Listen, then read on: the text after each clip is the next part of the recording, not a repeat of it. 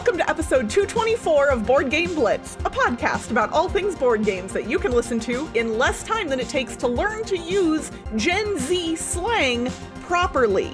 It's bussin', right? Board Game Blitz is sponsored by Grey Fox Games. This week, we're interviewing fledgling game designer Sara Beth Way. First, we discuss a couple games we've played recently: Adrift, a Puzzletale; Exit, the game advent calendar, The Missing Hollywood Star; and Stich for Stich. Then, we talk with our new friend Sara Beth about what inspired her interest in game design and what she is planning to make for her first board game. And now, here are your hosts, Ambi. And me, Crystal. And after the recently played segment, you'll hear from our special guest, Sara Beth.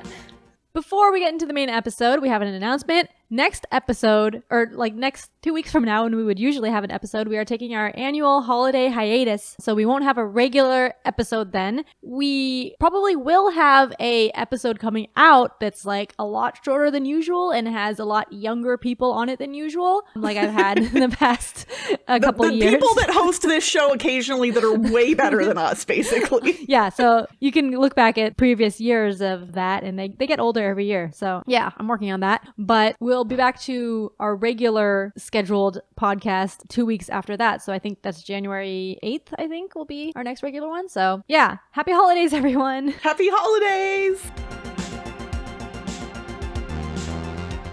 I got a review copy of Adrift, a Puzzletale from Post Curious. This is a puzzle tale. This is a puzzle board game. It's got a pretty box for those that are not watching on YouTube. But I recently finished it. I got it a while ago. This is a puzzle game published in 2022, designed by Rita Orlov, published by Post Curious. I've talked about different Post Curious games before. I've gotten multiple review copies from them, and I've also bought a game. But they have puzzle games. It's not an escape room, but it's similar to that category of game. It's not timed, and it's untimed puzzle game thing, and I always play them solo. So in Adrift, a Puzzletale, the theme is someone is having these dreams and she writes them down in poems and art. And so you're reading through the poems and trying to interpret what it means. And it comes with these 4 envelopes and then these bags that are really nice, velvety bags with artifacts in them. So each poem... Are they embroidered? Is that what I saw on the outside too? No, it's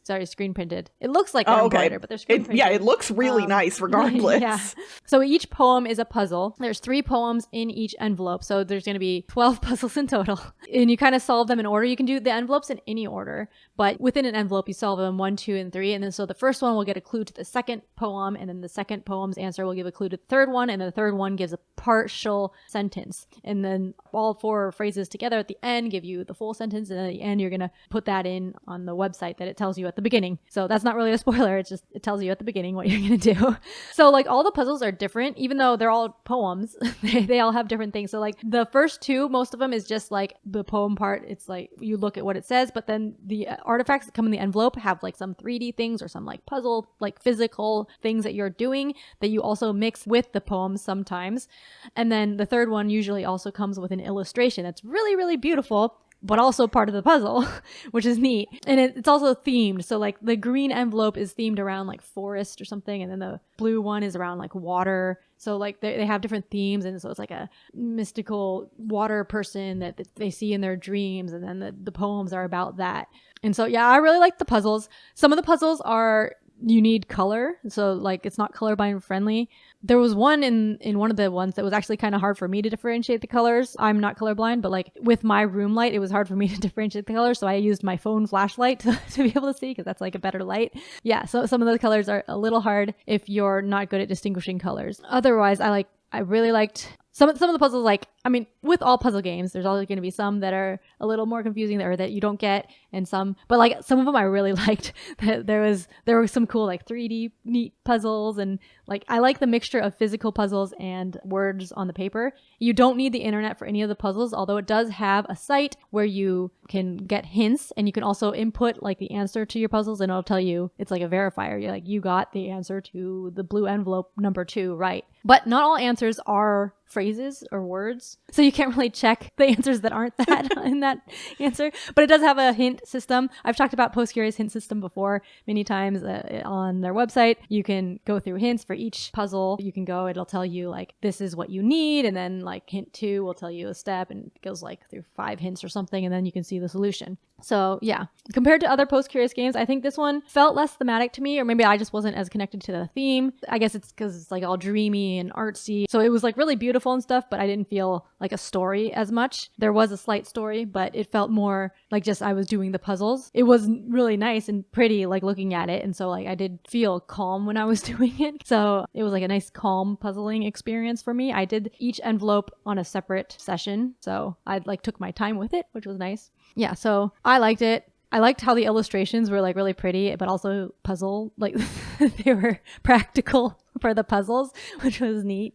Oh, overall, it took me about 2 hours, I think, because each session took me around 30 minutes or less. The final session took me a little longer. So yeah, about 2 hours. It says 90 to 180 minute playing time. So yeah, I agree. So you were right in there. Mm-hmm. Yeah, so that's Adrift, a Puzzletale by Post-Curious. Another good game from them. Yeah, I mean, they know what they're doing over there, clearly.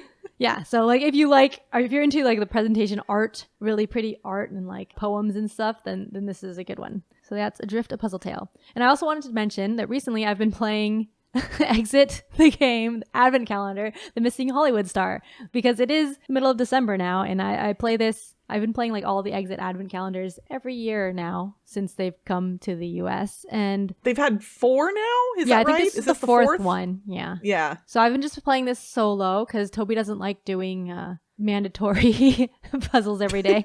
So mandatory puzzles. Yeah, but every night I ask him and he's like, no.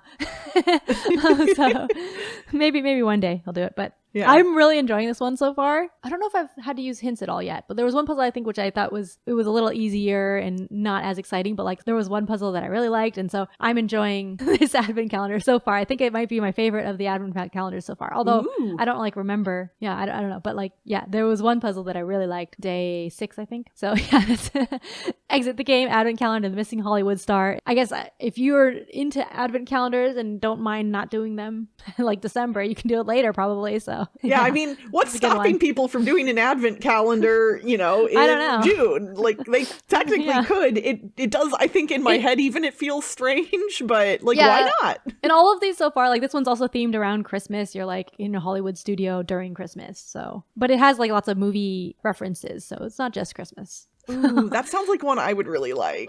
Yeah, probably. You should definitely play it. I probably either in should June get it. Or next year. Yes, at some point. Well, I recently got to play a game that I think you might actually be interested in trying, Ambi. If I recall, trick-taking games are not a genre that you tend to gravitate toward, right? Mm-hmm. I mostly get bored by them, yeah. Yes. But what if I told you that there's a trick-taking game that's also a deduction game? Then I might want to try it.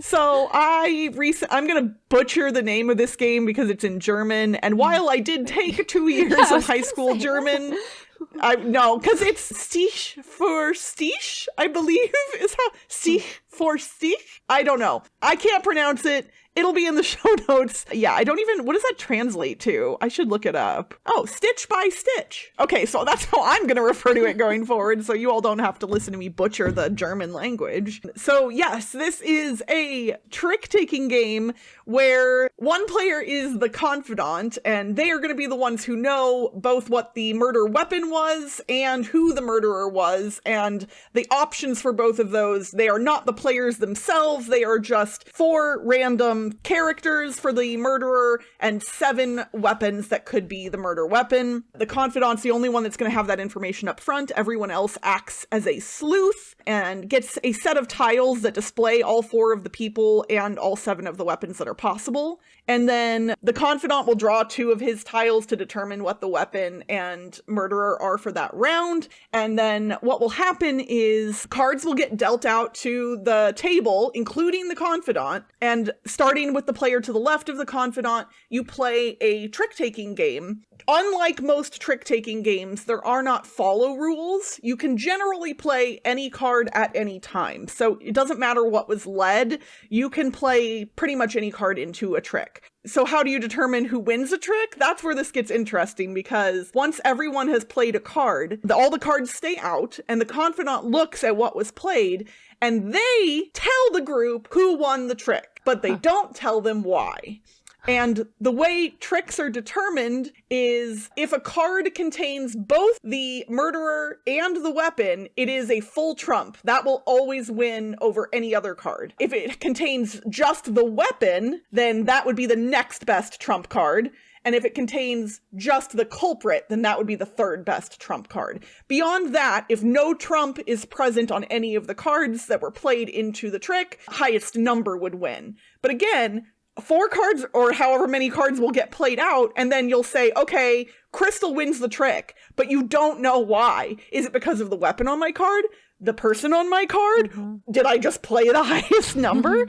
And because the confidant is a player in the game, they can very deliberately choose what cards they are playing to help obscure information. Because what the confidant is trying to do is to delay the sleuths finding out the truth about the murderer and the weapon. So after every trick is played, the cards stay out and all of the sleuths make a guess. They slide 2 tiles over to the confidant, one with a weapon and one with a person, and the confidant will look and just immediately tell them yes or no. Yes would say, yes, you figured it out, you got the thing right, and they get a number of points based on what round it is. If they say no, it means part of or all of your guess was incorrect, but they do not specify beyond that. And you go around until you play 7 tricks. There's points that are scored both for the sleuths based on what round they figure things out in, and for the confidant based on how long they were able to draw it out before people solved it. It is very fun, but different feeling than normal trick-taking games. Wait, so you don't get any points for like taking cards or like those don't? It's only for guessing or what? You do get a point per trick as well. Oh, okay. But your goal can't really be just to win tricks. I guess theoretically, if you're a sleuth and you've already figured it out, then. But the thing is, if you're a sleuth and you know the answer and you play cards that will get you wins, you're also giving information to the other players that haven't figured it out yet. And you get more points for figuring it out than... Yes, based on how early you figure it out, you get more points. So if you're trying to not let the other players figure it out, you want to try and win tricks with sneaky ways, right? With a high card, theoretically, that looks like it could be, oh, this is the only one with that murder weapon on it, so maybe that's the weapon, that kind of thing.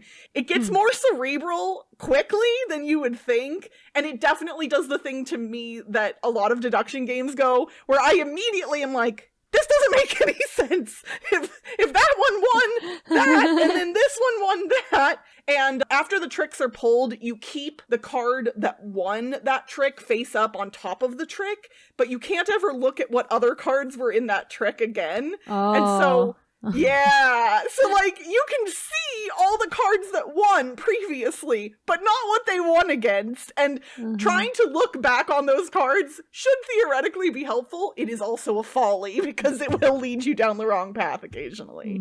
This one, it's fun, honestly. I really enjoyed it. It is not one of those games that I'm going to want to play over and over again. It says you're generally going to play until each player has been the confidant once. I don't even know if I would want to play it that long. It's fun, but it's a little repetitive just because of the nature of the game. And it takes a little while to play 7 tricks when everyone play a card, everyone slide your tiles over, everyone take your tiles back, so it's not a crazy long game, but it is longer than you would think a 7-trick round would be. So it didn't drag necessarily. I was like, I could immediately be like, yeah, this is not one of those trick-taking games that we're going to finish a full round of everybody being the confidant, and I'm going to be like, let's do it again. So yeah, if you like deduction games or trick-taking games, truthfully, this has some DNA from both, and it's a unique one for sure. So yeah, that is Stich by Stich in German, designed by Marcus W. Leon, published by Zoc Verlag. Thank you so much for joining us today, Sara Beth. We are so honored that you decided to come on the show and speak with us. Thank you so much for having me. So why don't you tell our listeners/viewers a little bit about yourself and your background as it relates to gaming? Sure. So I'm 15 years old, so I'm still in high school, and I'm currently making a board game of my own. It's going to incorporate some augmented reality, so it's going to pop up on your phone. It's going to be super cool. It's going to be for kids mostly. And I think I've always loved board games and puzzles, everything related to that. But I played a lot of games with my siblings. I have a younger sister, so we play a lot of tabletop games, easy 15-minute games. So I've always really been into board games.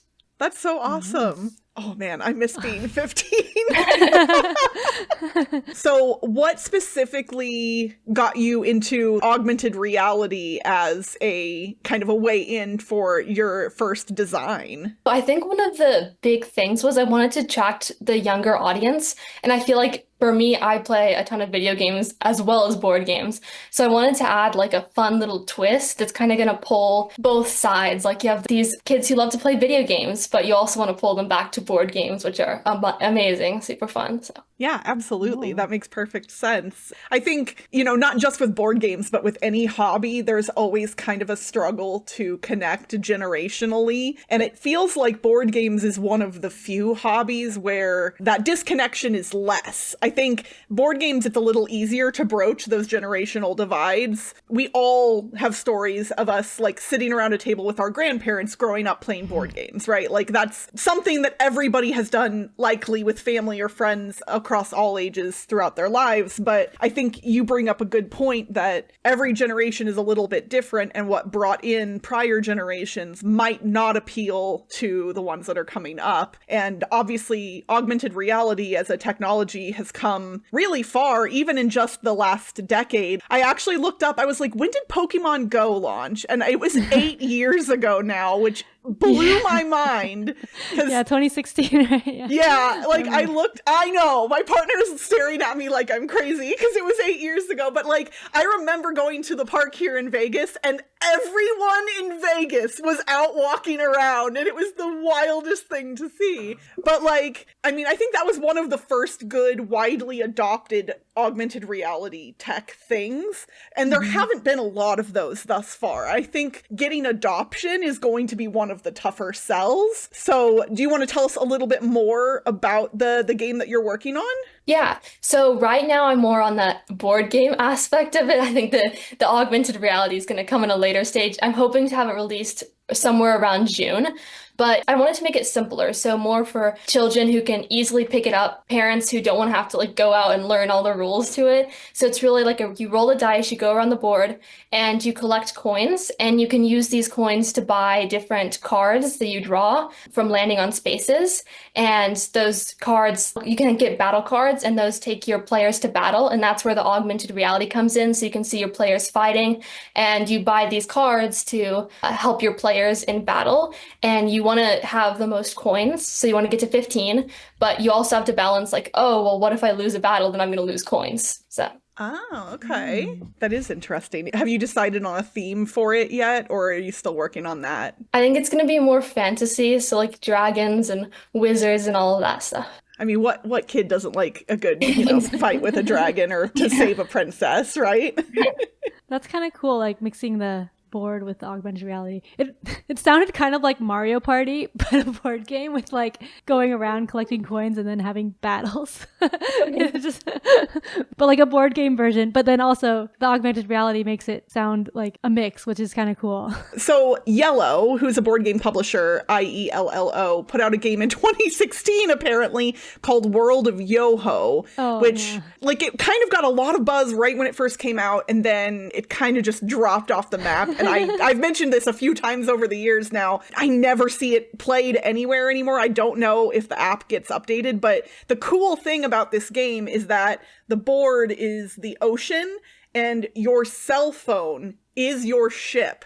Like you literally would put your phone onto the board. You would like, I don't know if you had to like scan something or whatever, but then you could see quote unquote, I'm air quoting, the board through your phone, like as you moved it around on the board. Oh, It wow. was, yeah, like it was a really neat idea. I never played the game, so I can't speak to whether the game was really good or really bad or whatever, but it was a really fun gimmick, if nothing else, at least to see. So, if people have tried this before, but it feels like nobody's really been able to just hit that sweet spot, and I wonder if going for younger gamers might actually help in that regard. There's a new game that just came out called Little Alchemists, which is a for kids version of Alchemist, which is a worker placement deduction game for adults. But like Little Alchemist is for kids, and it has an app where you're scanning different ingredients to make potions. And so like it has some, it's not really AR, but it has a camera, and then you scan the things, and then it does a little animation. So kind of, I don't know.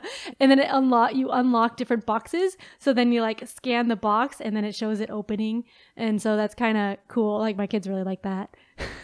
My kids are 5. I don't know what age you're going for your, because children is like a big age range. Yeah. I think generally more like 7 to 12 years is going to be my age range. Well, that's perfect. I've got a 9-year-old nephew and a 5-year-old nephew. So if you need play testers, we've got them for you, basically. Where did the idea to design a game come from? Like, you obviously, you said you love playing games. And I think a lot of us older gamers have all at one point gone, I should design a game. But I don't know a lot of younger gamers who have had that same inclination.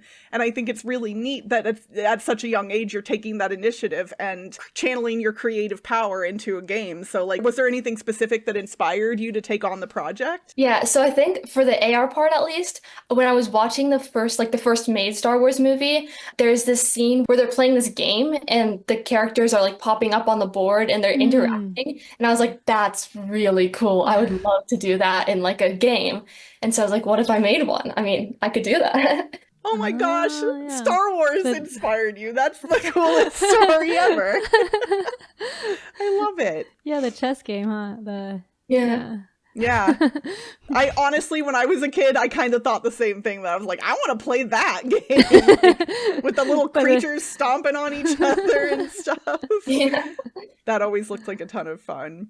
So I imagine you are in high school. Yes. So when do you typically game? Do you game more at home with your family? I know you said you have a younger sister. Does your school have any kind of like gaming clubs or groups or anything like that? Like, what does gaming look like for you in your current life? Definitely, I have a lot of schoolwork.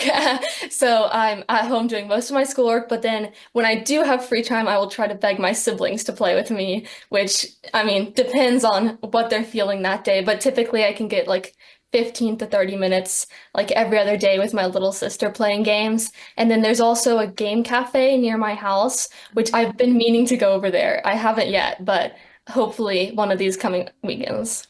That's awesome. Yeah, Cool. Game cafes are fabulous. I mean, at least most of the ones I've been to, and a really neat way both to try out new games and to potentially meet new gamers. Do you have a favorite game that you play with your sister? Oh, that's hard. Well, she really likes, it's called My Worst Nightmare. It's like you draw cards and you just rank them based on how scary they are to you. So it's like public speaking or like snakes. And so she really likes that one. Oh, and Exploding Kittens. She loves Exploding Kittens too. So play that a lot. You should tell her that the people you talked to tonight are old enough that they backed the original Exploding Kittens Kickstarter, because I totally have that meowing box somewhere, I think, like from the original Kickstarter they ran. That was really when kickstarting board games was still kind of a new thing. Like, it wasn't as popular. Now it seems like so many board games go to Kickstarter.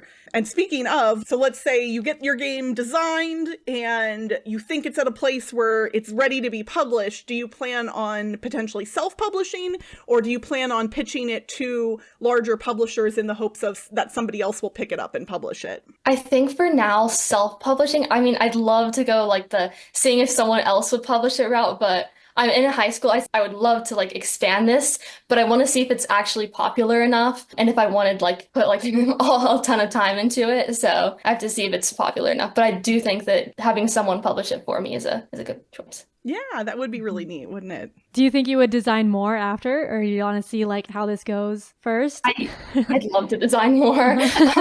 Yeah, I think it's really how it goes because if it goes well, then I mean, I'd love to, create something different. Maybe like I've always wanted to do something a bit more like trading cards. I've wanted to do that a lot. Like you can scan the trading card, kind of like Pokemon Go, but obviously it'd have to be more different. So then game design for you, is this a hobby for the foreseeable future, or do you potentially see this as something that you're going to pursue academically if you are going to college after high school, and theoretically when, if? Like, that was a poor way to word that question, but I think we got there. Yeah. So I go to a school that's very accommodating for this. So I do have a lot of time to work on it, which is amazing. So I think I'd love to pursue this if it did do well. I mean, definitely going to college, so I'll be doing that. But aside from that, I'd love to continue working on this. I was going to say, we know, well, I don't know who's teaching currently, but I say we're friends with at least 2 or 3 people who have been teachers of game design and other things at schools in different places across the country. I know Gil has taught courses, I'm pretty sure. I know Jeff Engelstein has taught courses. I'm trying to think who else we know. Scott Nicholson teaches about escape rooms, right? Oh yeah, Scott Nicholson definitely has taught a bunch of courses, I think. We probably know a lot more, honestly. So maybe we can see if we can hook you up with a mentor at some point, because it feels like we know all these people. We should try and make a connection. Well, and just like lots of like game designers in general. And like a lot of them say that like your first design, like a lot of them, their first design fails, right? So like just keep trying, even if it doesn't go well. Like if you like it, you can keep trying, right? Yeah. Because you learn a lot just from failing.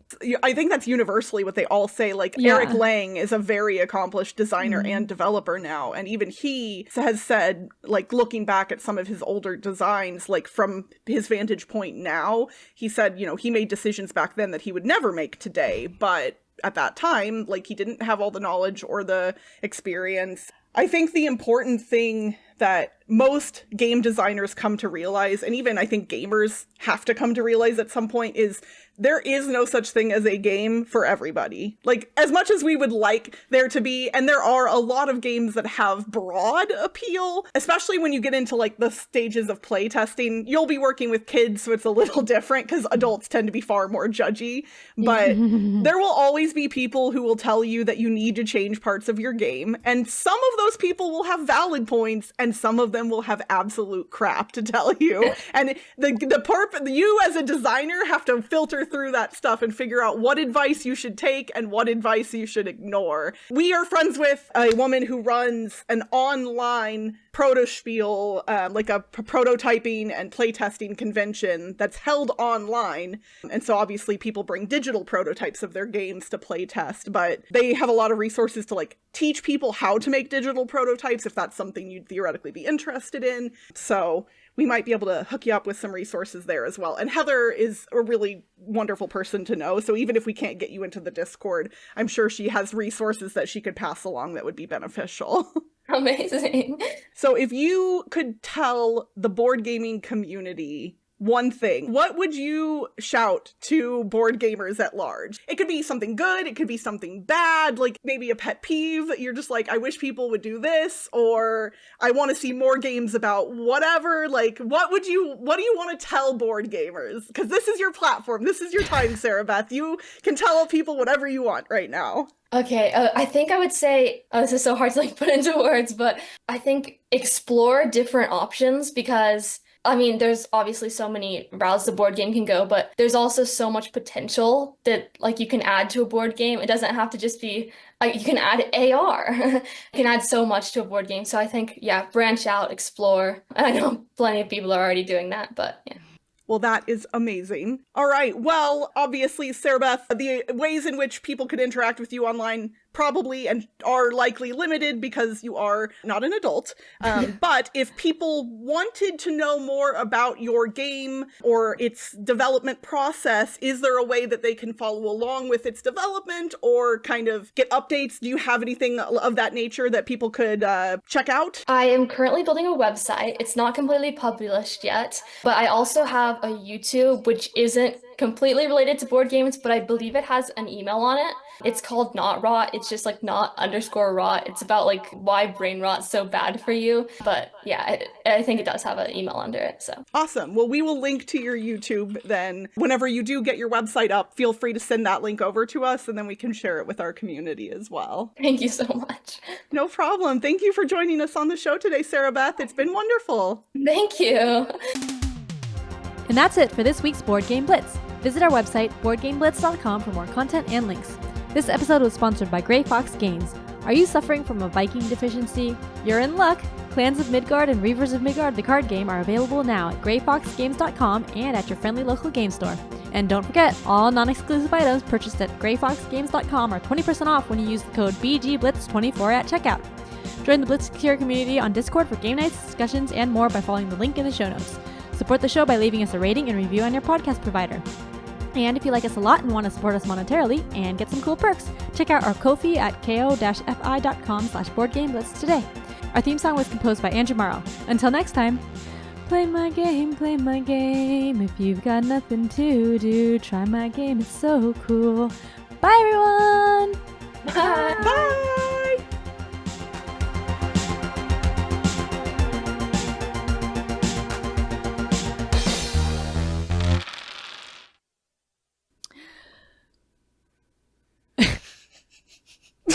You're just thinking about clapping now. I breathed in and then just forgot what I was going to say. Breathing too much. You know what's happening right now? This is the equivalent of when we used to record in the evenings when we recorded during the day. We're an hour later than usual, so this is wacky time. It is. I'm very tired, yes. Okay. I did it again. What do I? Oh, no. It's because I don't have it in the notes. Okay, let me write it down in the notes. Knows who the murderer was and what the weapon for that what the, those are words. I'm gonna start that whole little bit over. Okay. Until next time, play my game, play my game. If you got nothing to do, try my game. It's oh my gosh. The running out of time thing just popped up in front of it. Okay. That's funny. Okay, wait. Okay.